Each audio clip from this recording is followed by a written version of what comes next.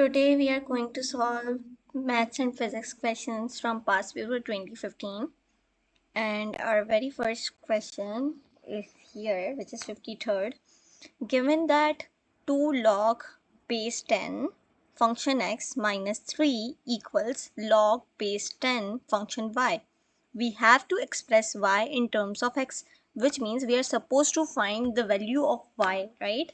So initially, for doing it better, of course, we are required to write this equation as it is. Okay, function x minus 3 equals log base 10 function y. Now see, we are supposed to do this, and in order to do this in a good manner, what are we supposed to do is having, same like values on one side and having dislike values on another side. Now what does mean by this like values and dislike values? Like values means the values which have logarithm. Okay, so these are like values, right? So we need to have this like values on one side, right? For making this on one side, of course, we can take this entire value on the left hand side, right? So this value is of plus here. When it will go there on the left hand side, it would be negative, right? So 2 log base 10 function x minus log base 10 function y, and minus 3 is of course negative here, as the sign minus suggests itself. When it will go there on the right hand side, it would be positive, right? So positive 3 plus 3, and if you don't write plus, that's okay, that's not a big deal at all, right? So now you have an equation given in a very order form in a very good manner. Now what you are supposed to do is just to simplify this for finding the value of y, right? And how you're going to do that, you just have to apply the properties of logarithm on this question in order to find the answer of y, right? So how you're going to apply the properties? Now see, you must know one property of logarithm if you have anything in the multiplication form, right? For instance, if you have this a, okay, this a is multiplying with this log and it has base, for instance, x, right? So because this a is multiplying with this entire log x, and x is the function of log, right? So what you can write it like as is log function x, and this a, which is here multiplying with log, okay, would now become the power of this function. Okay, so whatever term is multiplying with your log would become the power of your function. So 2 is multiplying with the log here. So of course, according to the property, according to the basic property of logarithm, you can now make it the power of function, which is your x, right? So now this would now become your power. So log base 10 function x, now it has got power 2 minus log 10 function y equals 3. And this property of logarithm I have already taught you so many times, that whatever is in the subtraction, for instance, log base a minus log base b you have, this can also be written as log function a divided by b, function a divided by b. So if these are in the subtraction, you can, divide these basic terms only. So of course you have to write log base 10 log base 10, okay? And since these are in the subtraction, so now you can divide the functions, okay? And what are the functions? Of course, first function is x square divided by second function, which is y, right? Equals 3. Now I have taught you the second property. I mean, that is also the very basic property of logarithm, and that property basically says that if you have to make it in power form, right, you have to, if you have to convert your logarithm form into exponential form, right, if you want to convert logarithm into exponential form, how you can do it is very simple method, right? So for suppose if you have log that has base a, function b, and that's equal c, right? So your base a would now become the base and its power would be c. Okay, whatever is on the another side of the equation to the logarithm, it will be your power now of the base, right? So a power c, and this function would be written on another side, which is b. So now this is the basic property. We are supposed to apply this basic property here on this logarithm, right?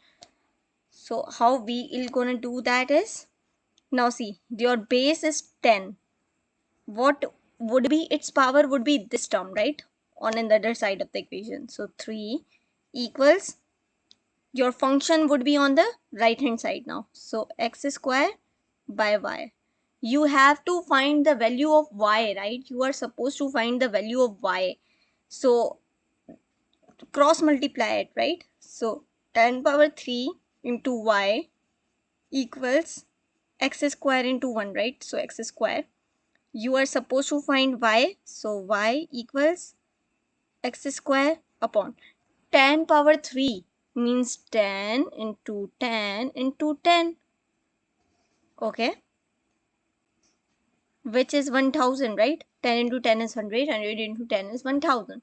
So upon 1000. So we have gotten our answer for y, right? Which is x square upon 100. X square upon 100. Let's see if we have gotten this answer. X square upon 100. A is the correct answer we have gotten. Y equals x square upon 100. Now we are going to solve our second question, which is 54th.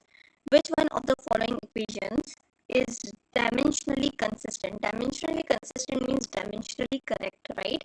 Has consistent units, which means has same units. Means left hand side units must be equal to the right hand side units.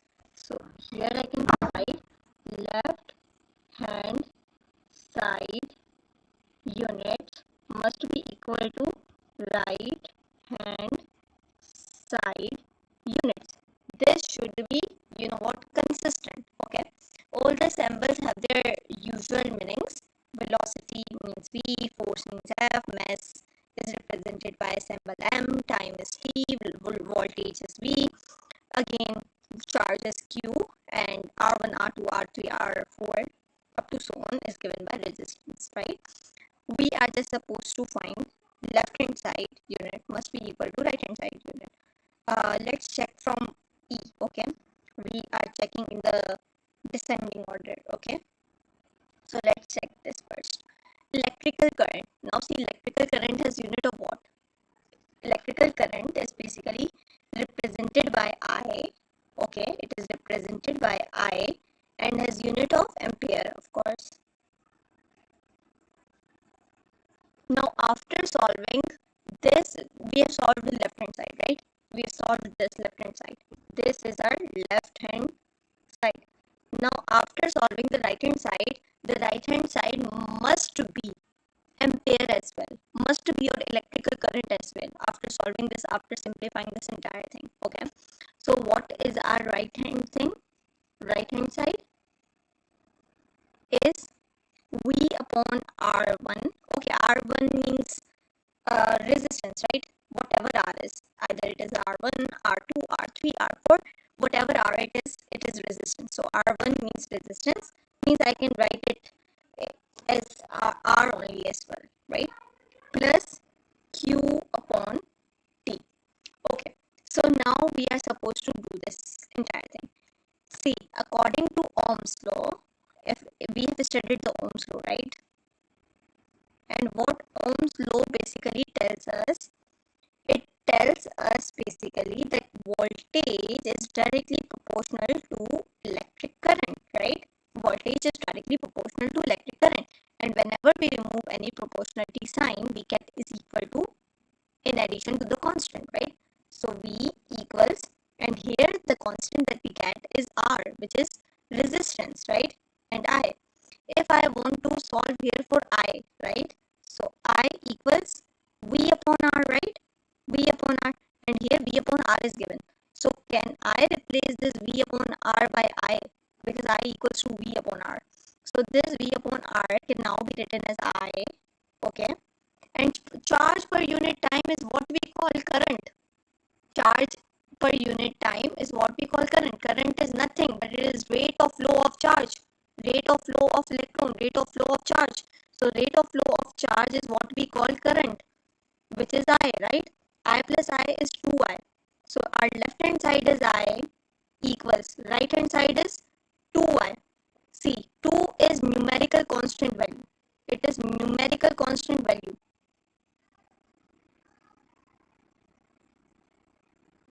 Numerical constant. And since it is numerical constant, it has no dimension. Numerical constant are dimensionless constants. Okay, so numerical constant, which means 2, is dimensionless constant, which means if I have to write this thing as dimensionally consistent thing, so I equals I, which is the right answer, right? So which of the following is dimensionally consistent? Is electrical current is equal to V by R, which is of course I as per Ohm's law, plus Q by T, which is rate of flow of charge, which is again I. So I plus I is 2I, and since 2 is dimensionally constant term, so neglect this 2, I equals to I, which is our correct answer, dimensionally correct, right? So we have solved this question as well. Let's move to the third question. The variables x and y satisfy the following two equations. So two equations are given to us. What is the value of x plus y? So of course, in order to find this x plus y, initially we are supposed to find the value of x, then value of y, and then of course we'll add these two x and y in order to get this x plus y, right? So for solving these type of equations, these type of simultaneous equations are what? It has basically unknown variables, right? So these are type of equations that we call simultaneous equations. So two equations are given to us, x plus 3y equals 13 to x minus y equals 5. We are supposed to find here x value and y value. In order to solve simultaneous equation, we have two basic methods, right? The initial method that we have is elimination method. And second one is substitution method.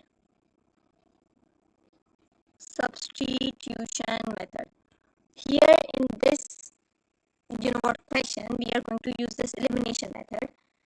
In order to eliminate the value, our values must be same, right? So if I want to eliminate this y, okay, this y from this equation, I'll have to make this y same as this equation. So I have to make this 3y, right? In order to make this y as 3y, I can multiply this entire equation by 3, right? So our initial equation, which is this x plus 3y equals 13, right?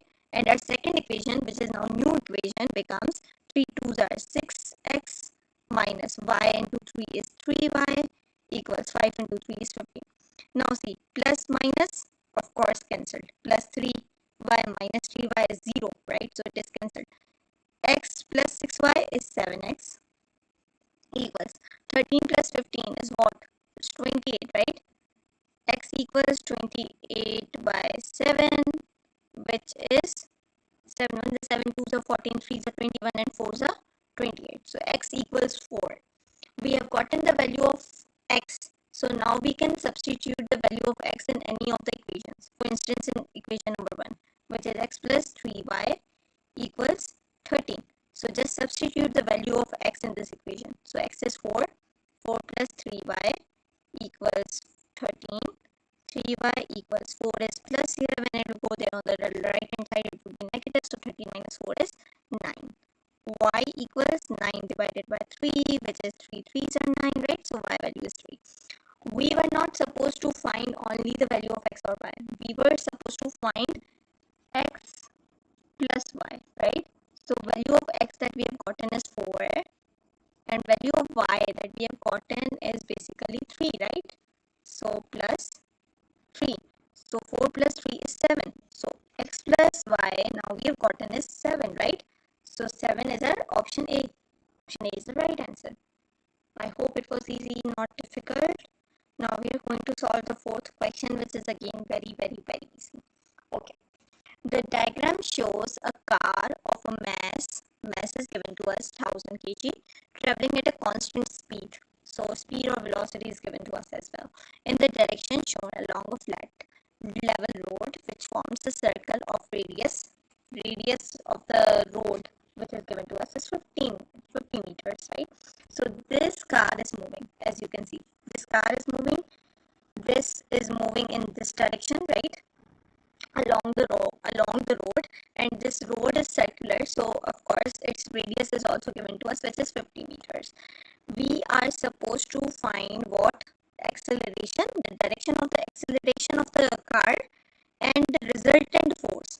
So now see, here we'll have the concept of centripetal force and centripetal acceleration, because this car is moving along a circle, right? So since this is moving along the circle, there would be a force which would be acting on it, and that force would be towards the center of the circle, and that is the centripetal force. Okay, centripetal force.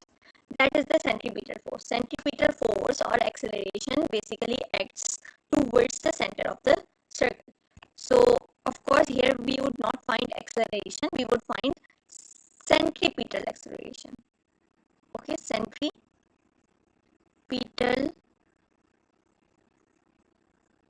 acceleration, which is towards the center of the circle, right? So since it is towards the center of the circle, it must be in this direction, right? Towards the center of the circle. Let me make it with a laser, right? So this must be in this direction, and this direction is given by r, right? As you can see, this direction is given by r. Centripetal acceleration must be towards the center of the earth, towards the center of the circle, which means in this direction, okay, which is r, right? So the centripetal acceleration direction is along r, right? So we have gotten our first thing. Let's move towards the second thing, which is force. We have to find the magnitude of the force, right? So for finding the magnitude of the force, you must not only find this magnitude of the force, simple force, but you have to find centripetal force, right? And the formula for finding the centripetal force, which means Fc, is mv squared by r. This is the formula for finding the centripetal force magnitude, right? mv squared by r. Mass of the car is already given to us, which is 1000, right? So 1000. Velocity means speed, right? Is given to us 30. So 30 square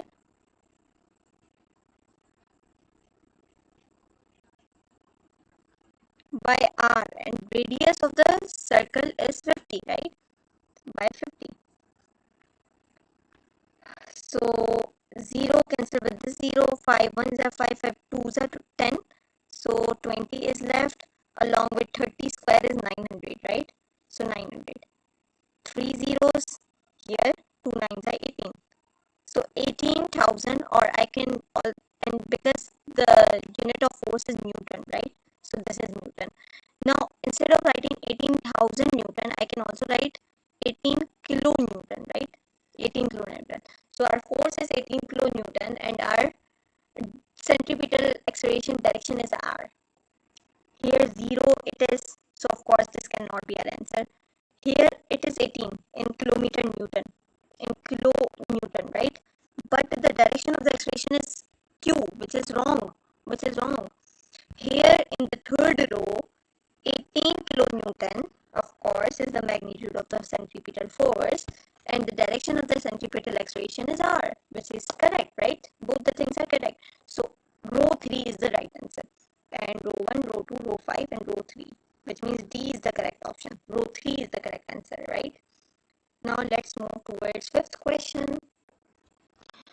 The arithmetic mean of the three numbers ABC is 8. So the arithmetic mean of three numbers is given by 8, and four numbers are given, and we have to find the arithmetic mean of these four numbers.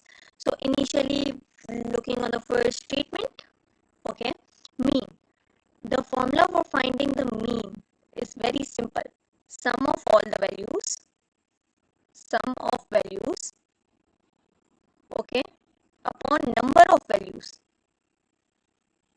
Sum of values upon number of values is the formula for finding the mean. Okay, mean is already given to us, which is 8, right? So 8 equals sum of all the values, and all those values are A, B, C. So we have to sum these all. A plus B plus C, right? Upon number of these values, how many number of values we have is 1, 2, 3, right? A, B, C, 1, 2, 3. So 3 total number of values we are given with. 3 is dividing here. When it will go there on the left hand side, we will multiply. So A plus B plus C equals 8 3s are is 24. Right? 8 2s are 16 and 3s are 24. Yes. So A plus B plus C equals 24. Now let's come towards the second statement of our question. Find the arithmetic mean of the four numbers. Four numbers are given to us and we have to find the mean of it, right? So mean equals sum of all these values. So sum of all these values means we have to add these all values. A plus 1 is the first value, plus B plus 2 is the second value, plus C plus 6 is the third value, and plus 3 is the fourth value. So 4 values are there, number of total values are 4, right? Mean equals, can I write in this way, A plus C? This A plus B plus C, right? So A plus B plus C, and all the constant terms, of course, I can add now. So 1 plus 2 is 3, 3 plus 6 is 9, 9 plus 3 is 12. So 12 upon 4. See, A plus B plus C is already given to us, which is 24, right? So I can now substitute this A plus 24 instead of A plus B plus C. So 24 plus, of course, this 12 upon 4. 24 plus 12 is 36 upon 4. 4 ones are 4 and 4 nines are, of course. So 9 is the mean of those all 4 values. So 9 means D option is the correct answer, right? It was easy, I guess, not difficult. Let's move towards the sixth question. Evaluate. Now an expression is given to us and we are supposed to evaluate this, right? And this is the basic question I've ever seen in IMAT past papers. Okay, so this is, very basic question. 27 square minus 23 square plus 14 square minus 6 square. Now see, initially we are supposed to find 27 square, right? Let me write this entire question here as it is. Okay, so 27 square minus 23 square bracket plus 14 square minus 6 square. Initially we are supposed to find the square of 27, and square of 27 means 27 into 27. So 27 into 27. 7 sevens are 49. 7 twos are 14, and 14 and 4 is 18, right? Into 2 sevens are 14 again. 2 twos are 4, and 4 and 1 5, right? 9, 12, 2 here, 1 here, 6 and 7. So 729, right? 729 is the square of 27 minus. Now we are supposed to find the square of 23.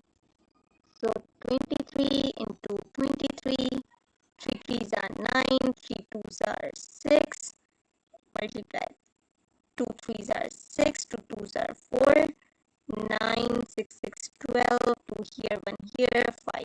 So 529.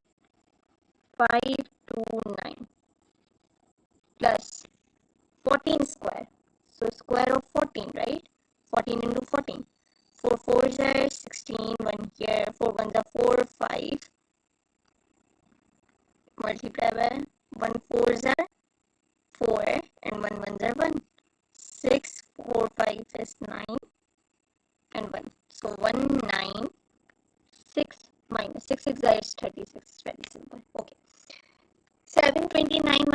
529. 9 minus 9 is 0, 2 minus 2 is 0, 7 minus 5 is 2. So 200. 729 minus 529 is 200. Okay. Plus 196 minus 36. 196 minus 36. 6 minus 6 is 0. 9 minus 3 is 6 and 1. So 196 minus 36 is 160.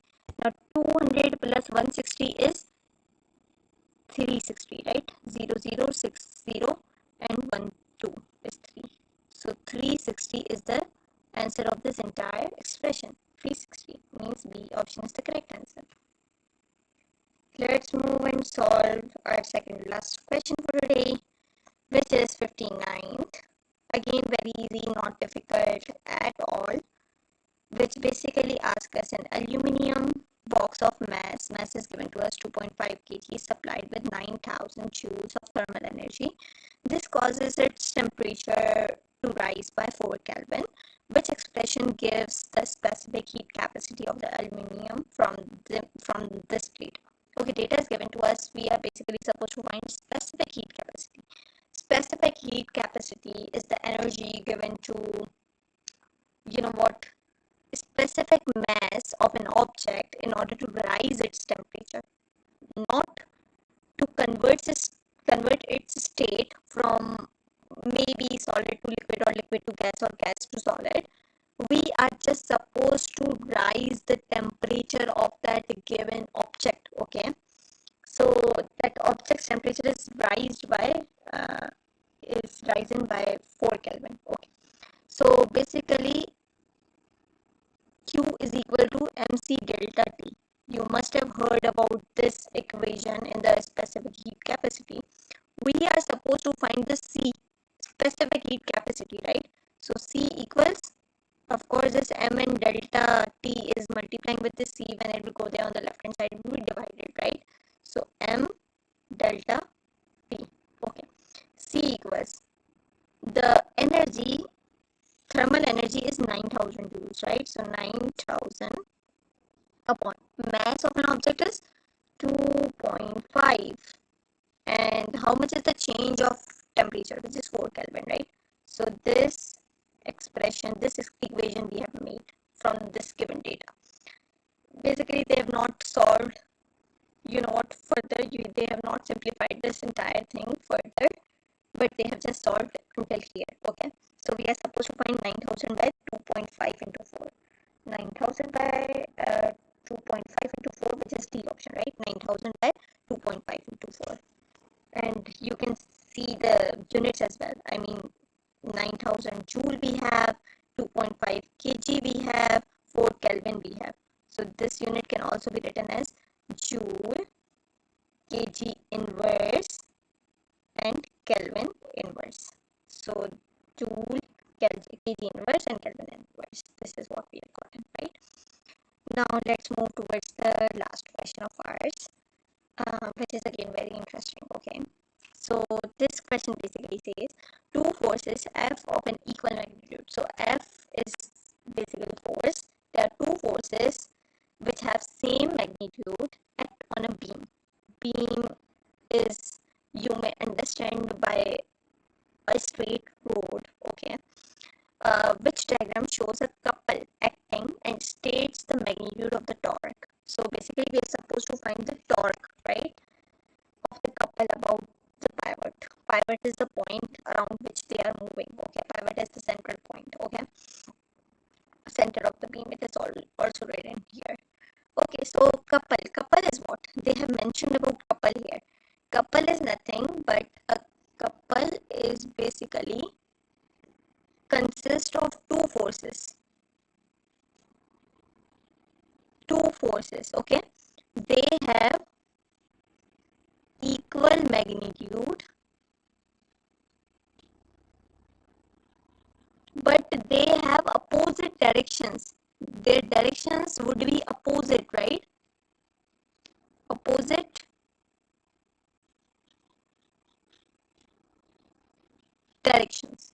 Okay, so this is what a couple is. Couple is consisting of two forces that have equal magnitude but of course opposite directions. And then we are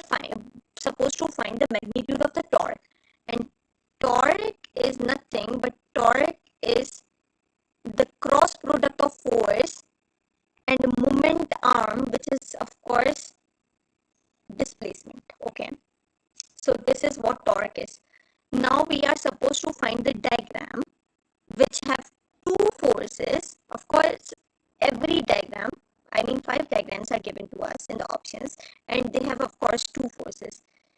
There should be, I mean their magnitude should be equal. So of course we cannot find the magnitude from here, but we can, you know what, differentiate the diagrams by their direction of the forces. Okay, if we see the first option, okay, if we see the first option, in the first option, of course, forces have opposite direction. One force is this and other force has the direction of this. So this can be our answer. Okay, let's suppose that we have supposed it, right? Then in the second thing, we have one this direction and then other is this direction. Of course, again opposite in directions. So this can be our answer as well. Let's move towards the third question. They have 2 forces which are same in direction, which means C can never be an answer. Okay, we have got C. If we see D have again 2 forces which are in same direction. So D cannot be an answer as well. If we see our E option, which have one force in this direction and another force in this direction, this can again be an answer. Okay. Now let's see. Torque is nothing but it is the magnitude of the torque, which is moment, produced by a couple. It is nothing but it is the product of one of the forces. I mean, if I take this one force, okay, so magnitude of the torque of a couple is nothing but it is the product of one of the forces and the perpendicular distance between them. Know this thing, perpendicular distance. So if force is this, okay, distance is this, which means perpendicular 90 degree. Okay, if the force is here, the distance is here, which means 90 degree. So it is the perpendicular distance between them. Okay, it is the perpendicular distance between them. Let's see why not B or A is the correct option, because they have also opposite in direction, right? So if I see this entire equation is wrong. Y divided by 2. It is nothing to be given by 2 in the denominator. It doesn't make sense at all, because the magnitude of the torque of a couple is given by only its single force, not by its 2 forces. Okay, so know this thing. So A option, of course, wrong, right? Why not B is the correct answer? Because it has the equation right as well, and it has also opposite in direction. But if we see, the force is this, okay, and the distance, the displacement is also along this, which means the angle between them is 0 degree. We want a perpendicular distance, and this is parallel distance. So this cannot be an answer, right? So B is also deducted. What we are left with is only E option. So E option is the right answer we have, because we wanted perpendicular displacement. So we have solved all the MCQs from IMAT 2015 paper. In the next video, we'll be solving 2014 paper.